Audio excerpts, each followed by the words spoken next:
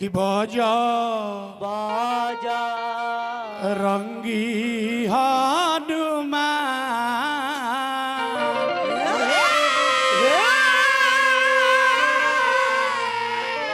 आरे गा राम खेले होली लक्ष्मण खेले होली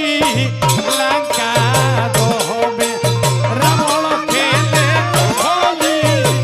लंका राम खेले होली लक्ष्मण खेले होली राम खेले होली लक्ष्मण खेले होली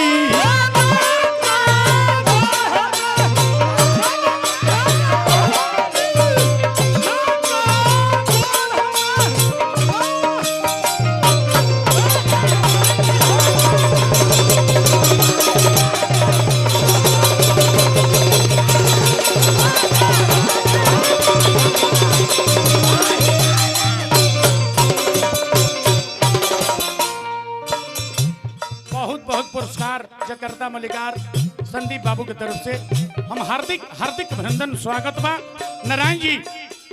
अंगना के सुहाग दुआरा के भाग चम चम चमकवले रही। हम यह नारायण जी से प्रार्थना करो। राम जी के दूत तू पवन रहो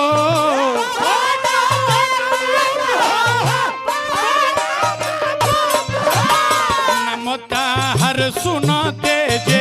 भागी जाले भूत हो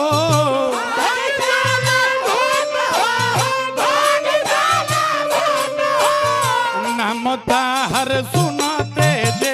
भागी जाले भूत हो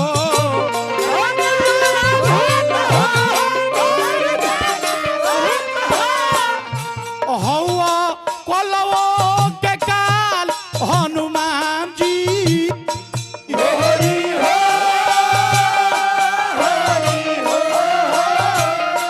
हौवा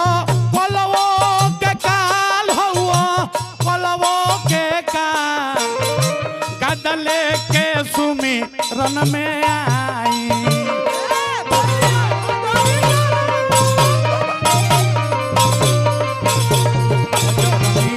गदले के सुमिरन में आई